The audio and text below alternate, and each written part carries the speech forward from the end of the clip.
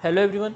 Last time हमने एक important topic start किया था जो आपका फर्स्ट स्टेप है सिविल सूट के अंदर, और मैंने कहा था कि ये इतना इम्पॉर्टेंट स्टेप है कि इसी बेसिस पे ये डिसीजन हो जाता है कि आपका केस किस तरीके से सुना जाए। ठीक है, तो आपकी प्लेंट जो है वो ऑर्डर 7 सीपीसी के अकॉर्डिंग हो, उसके इसेंशियल्स पूरी करते हो तो वो प्लेंट ज़बरदस्त होगी। तो हमने आज क्या करना है, हमारे पास सीपीसी यहाँ मौजूद होनी चाहिए, साथ हमने उसके एसेंशियल्स कंप्लीट करने। लास्ट वीडियो में मैंने एसेंशियल्स बताए थे, आज मैं सैंपल प्लेंट के ऊपर देखूंगा कि एसेंशियल्स पूरे हो रहे हैं कि नहीं हो रहे।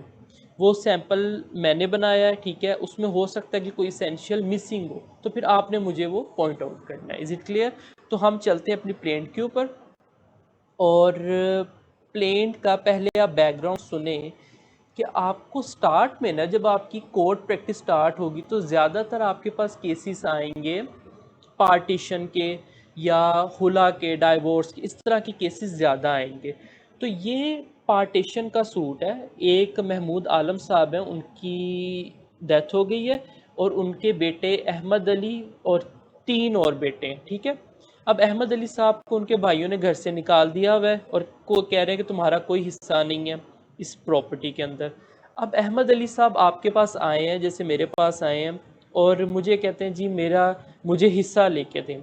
तो ये प्लेन असल में उनके लिए तैयार की गई है। हम देखेंगे कि कैसे तैयार हुई है, हमारे एसेंशियल्स पूरे हो रहे हैं कि नहीं। हमारा सबसे पहला एसेंशियल क्या था कि the court in which the suit is to be instituted shall be clearly mentioned. तो देखें, सबसे ऊपर in the court of senior civil जज लाहौर। अब आपको ये तो पता होगा कि जो सीनियर सिविल जज होता है ये बेसिकली एडमिनिस्ट्रेटिव बॉडी भी होता है सिविल कोर्ट का, तो इसीलिए इसके नाम पे हम जज साहब के नाम पे, सीनियर सिविल जज साहब के नाम पे प्लेंट लिखते हैं। पहला एसेंशियल पूरा है, टिक कर लें, पहला एसेंशियल पूरा है। ठीक है, दूसरा एसेंशियल,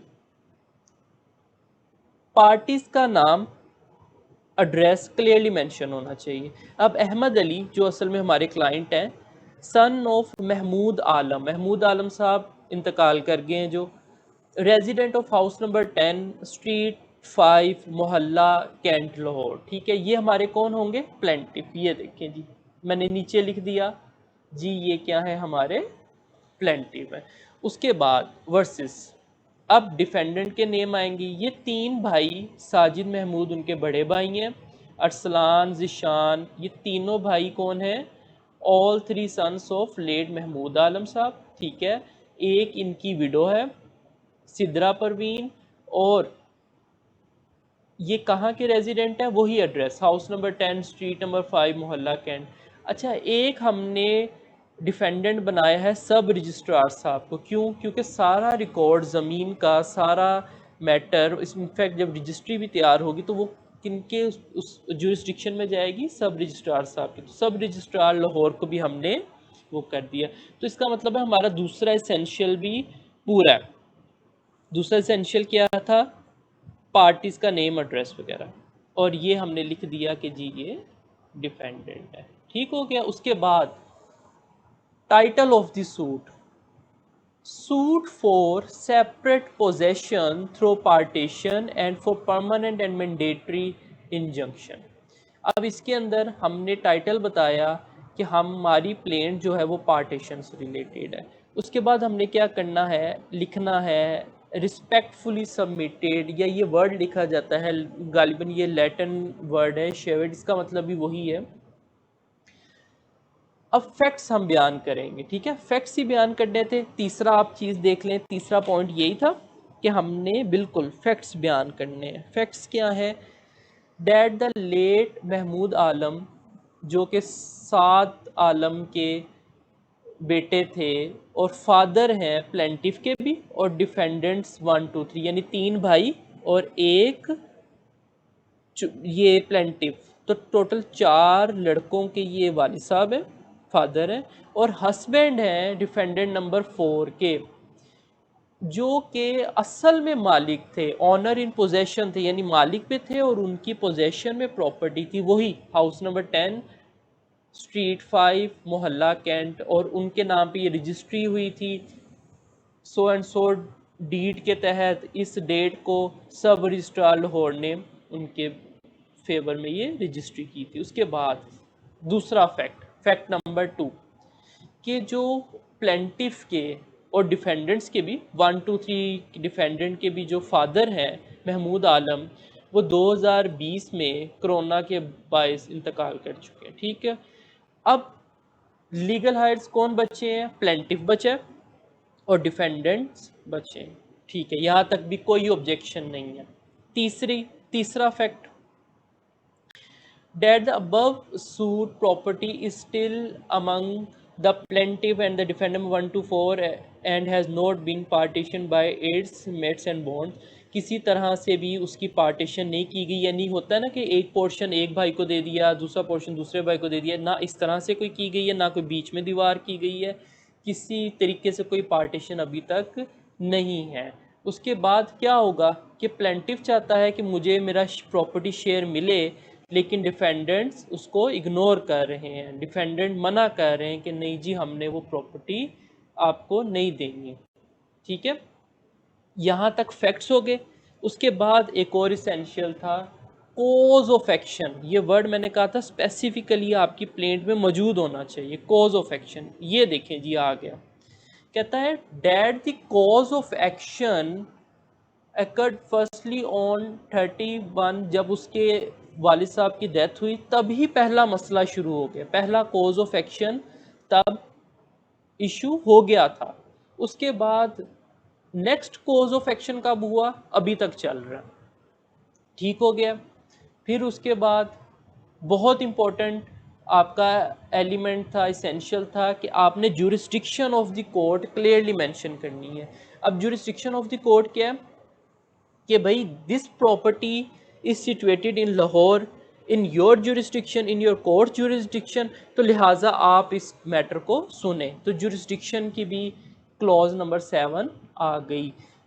क्लॉज नंबर 8 यानी ये जो हमारा पॉइंट नंबर 8 है, इसके अंदर हम बताते हैं कोर्ट फ़ी के हवाले से। मैंने ये भी कहा था, ये भी एसेंशियल बहुत ज़रूरी है कि अगर कोर्ट फ़ी का आपने जिक्र नहीं किया कि भाई कोर्ट फ़ी के लिए मैं प्रॉपर्टी की वैल्यू बताता हूँ 15 लाख है, 20 लाख है, तो इसके ऊपर जितनी कोर्ट फ़ी बनती है मैंने वो पे कर दी है।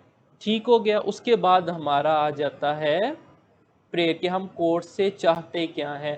तो सीधा to the point, to the fact कि it is prayed that a decree for separate possession of house number 10 street number 5 shall be granted, कि भाई सेपरेट डिक्री दी जाए पार्टीशन की, और ये लोग कहीं बेच ना दें, इसीलिए परमानेंट इंजेक्शन भी लगाएं, मैंडेटरी इंजेक्शन लगाएं, और इसको ट्रांसफ़र होने से, किसी थर्ड पार्टी का इंटरेस्ट क्रिएट होने से बचाएं, किसी को ये आगे सेल ना हो सके मेरी गैर मौजूदगी में। तो ये मैं प्रे करता हूँ। इसके अलावा कोई भी दूसरा रिलीफ जो कोर्ट समझती है कि ज़रूरी है मुझे देना, तो वो दे दिया जाए। ठीक हो गया। अगर ये बात लिखो ना लिखो एक ही बात थी। ठीक है, ये आ गया। Any relief which this honourable court deems fit and proper may also be awarded. Plaintiff इधर साइन करेगा थ्रू कौंसल। इधर आप नीचे कौंसल का नाम बोल्ड करके लिखेंगे, मैंने बोल्ड नहीं किया हुआ, आ जाएगा, एड्रेस आ जाएगा। उसके बाद बहुत इम्पोर्टेंट आपकी वेरिफिकेशन क्लॉज, रटी रटाई लाइन है कि वेरीफाइड ऑन ओथ।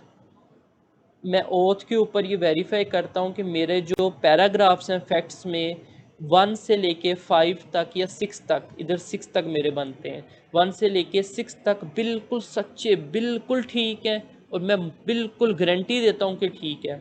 उसके बाद 7 और 8 चूँकि वो लीगल टर्मिनोलॉजीज़ है, तो मेरे नॉलेज के मुताबिक मुझे यकीन है, जो मुझे एडवाइस किया गया है, मेरे वकील ने जो बताया है, तो मुझे पता है कि जितनी मुझे इन्फॉर्मेशन मिली है ये बात ठीक है। तो यानी मैं कहना ये चाहता हूँ कि फैक्ट्स में जितने पॉइंट हैं वो सब परफेक्ट और ठीक है। ये मैंने वेरिफिकेशन की, इसके नीचे क्या आएगा, जो वेरिफिकेशन कर रहा है उसके साइन, ओबियसली प्लेंटिव के साइन। ठीक हो गया। तो यहाँ पर नीचे आप डेट मेंशन कर सकते हैं, तो ये आपकी प्लेंट एक पूरी रेडी हो गई है, इसमें सारे इसेंशियल्स आप चेकलिस्ट करके देखिएगा तो ये पूरे हो रहे हैं। ठीक हो गया, बिल्कुल टू द पॉइंट, सिंपल, और एक स्टूडेंट लेवल की जो प्लेंट बनती है मैंने वो रेडी की है। ऑब्वियसली रिट जब हम फाइल करते हैं तो वो बहुत ही ज़्यादा प्रोफेशनल, उसमें आर्ग्यूमेंट्स भी उसमें वो करते हैं, उसमें एविडेंस का भी हवाला देते हैं, लेकिन इसमें हमने देखें कोई एविडेंस कोई आर्ग्यूमेंट नहीं किया, टू द पॉइंट फैक्ट्स बयान किए, प्रेयर लिखा और हमारी डेट से ठीक हो गया।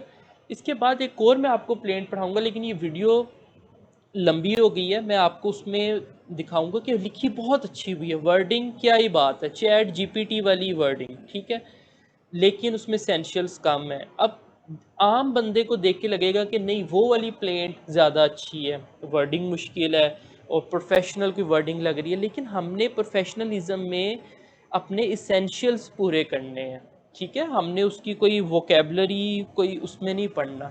ठीक हो गया, ये हमारी प्लेंट थी, आपने इसको समझा, आप अब इस काबिल हैं कि आप प्लेन को देख के बता सकें कि ये सही है कि नहीं है, इसेंशियल्स पूरे हो रहे हैं कि नहीं हो रहे। ठीक हो गया है, इसके अंदर हो सकता है कि कोई कमी हो प्लेन के अंदर, लेकिन जब प्रोफेशनल वे में जाएंगे तो वो कमियां देखेंगे। ठीक है, स्टूडेंट लेवल पे और आपके जो लीगल ड्राफ्टिंग का पेपर है उस लेवल पे ये आपकी प्लेंट बेस्ट प्लेंट है। Is it clear?